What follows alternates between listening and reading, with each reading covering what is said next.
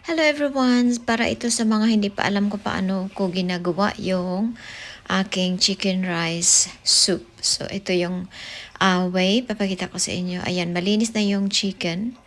Na-drain ko na rin siya. Tapos isang large onion, cut into half. 4 cloves of crushed garlic. 4 na slice ng ginger. Isang lemongrass.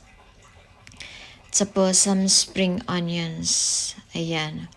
Gamit tayo ng chicken stock or chicken broth. Pwede tayong gumamit ng puro chicken broth. Pwede rin na i-mix na natin. Or pwedeng plain water lang. Yun lang mag-add tayo ng salt, syempre. Pero pag chicken broth, ito may taste na siya. Dahil nga mag-add tayo ng plain water. Kasi kailangan yung tubig natin is umaapaw sa lagpas sa ating chicken. So mag-add tayo dyan ng soy sauce. So alam niyo kung bakit kailangan natin ng more liquid. Kasi nga, pakulan natin to ng 45 minutes. Tapos yung soup na to ay gagamitin natin sa pagluto ng ating rice. Kaya tawag natin ay chicken rice. So pakuluan muna natin siya ng mga 40 minutes or 35 minutes. Ayan, siguraduhin natin na luto na yung chicken natin. Tapos, ayan, meron akong maliit na like thumb size ng garlic, ginger at saka lemongrass. Yun naman ay gagamitin natin sa pagluto ng rice. Ayan, nakapaghugas na ako ng rice. So, hugasan nyo yung rice kapag ready na kayo maggisa. Ayan, igisa natin yung rice natin bago isaing. So, ayan. Gamit naman ulit yung mga herbs na yan.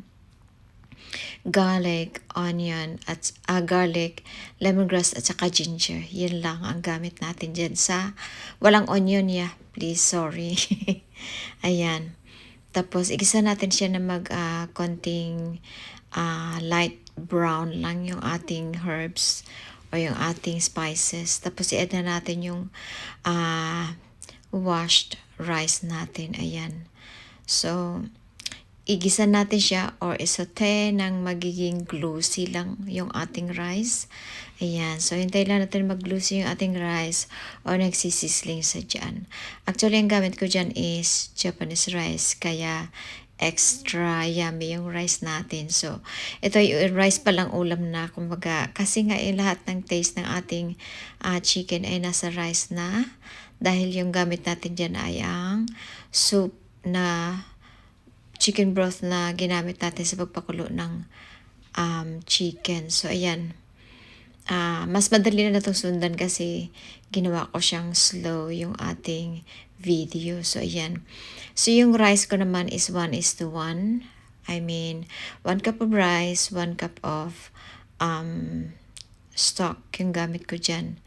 Tapos, syempre, mas madali siyang iluto kasi nga boiled na yung ating soup dyan. So, ayan. May lasa na yung ating rice. Gawa nga ng ating soup. Ayan. So, tapos, ilagay na natin siya isain na natin siya doon sa rice cooker. So, pagkaluto, ready na rin yung ating chicken. Yung chicken natin dyan, actually, luto na yan in 40 minutes. Pero, dahil nga magluluto pa tayo ng rice, so i-keep warm natin siya sa very low heat hanggang sa serving time. So, ayan na nga ay yung ating chicken at yung ating stir-fry vegetables in oyster sauce. Yung sa mga bata is blanch yung kanilang vegetables. Hope you like this.